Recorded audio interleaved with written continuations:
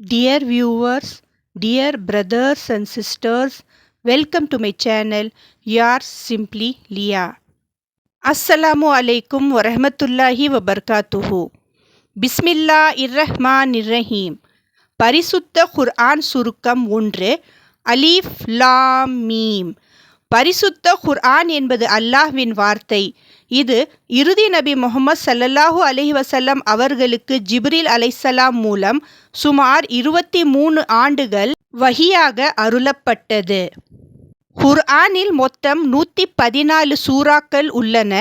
ஒவ்வொரு சூறாவிலும் வசனங்கள் ஆயத்துகள் உள்ளன. இது 30 ஜூஸ்களாக பிரிக்கப்பட்டுள்ளது. ஜூஸ் 1 சுருக்கம். இந்த ஜூஸ் சூரா அல் ஃபாத்திஹா முதல் சூரா அல் பஹ்ரா 141ஆம் வசனம் வரை உள்ளடங்கியது. சூரா அல் ஃபாத்திஹா. பிஸ்மில்லாஹிர் ரஹ்மானிர் ரஹீம். அல்ஹம்துலில்லாஹி ரப்பில் ஆலமீன். அர்-ரஹ்மானிர் ரஹீம். மாலிகி யௌமித்தீன். إياك نعبد وإياك نستعين.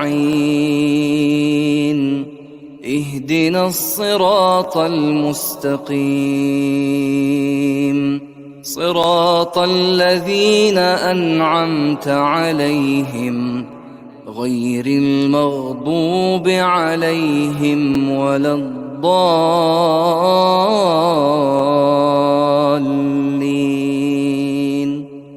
சூரா அல் ஃபாத்திஹா குர்ஆனின் முதல் சூரா. இதற்கு உம்முல் குர்ஆன், குர்ஆனின் தாய் என்றும் பெயர். இதன் அர்த்தம் சுருக்கமாக, அல்லாஹ்வின் பெயரால் தொடங்குகிறோம். எல்லா புகழும் அல்லாஹ்வுக்கே. அவர் மிக அருளாளன், மறுமை நாளின் அதிபதி. உம்மையே நாம் வணங்குகிறோம், உம்மிடமே உதவி கேட்கிறோம். எங்களை நேராக பாதைக்கு நடத்துவாயாக. ஆமீன்.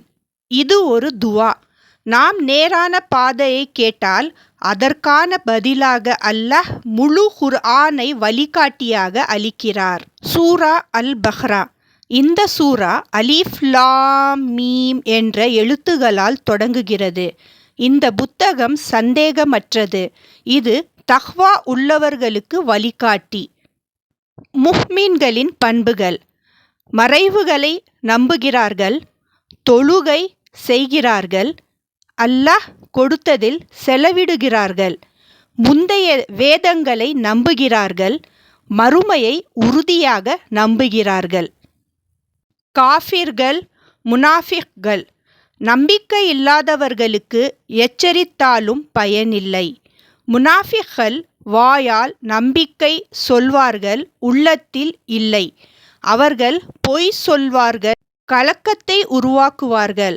அவர்களுக்கு கடுமையான தண்டனை உண்டு.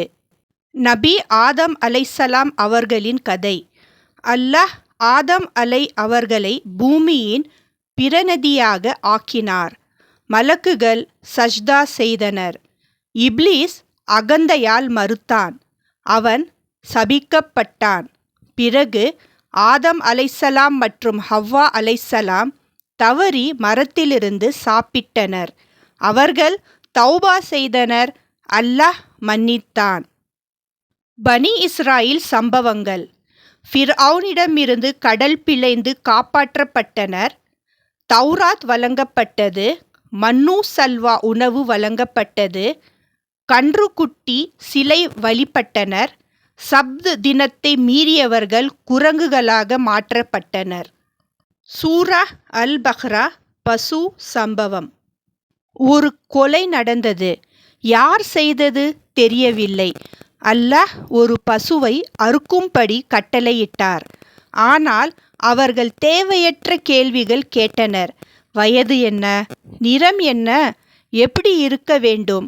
அதனால் அல்லாஹ் கட்டளையை கடினமாக்கினார்.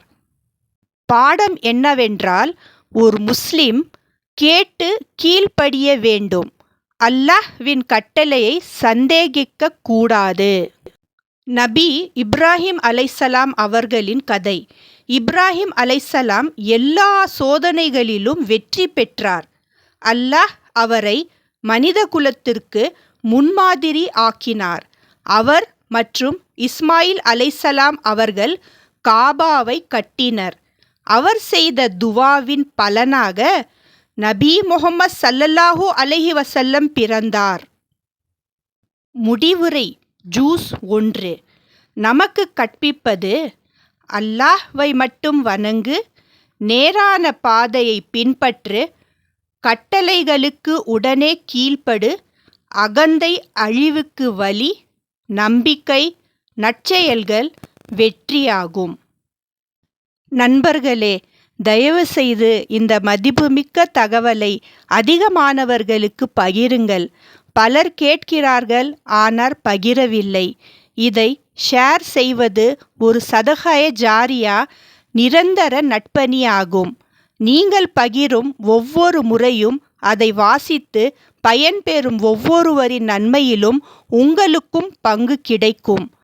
உங்கள் நன்மைக்காகவும் மறுமை சமநிலைக்காகவும் தயவு செய்து லைக் செய்யவும், ஷேர் செய்யவும், சப்ஸ்கிரைப் செய்யவும். அல்லாஹ் அனைவருக்கும் நன்மை அளிப்பானாக. ஆமீன்.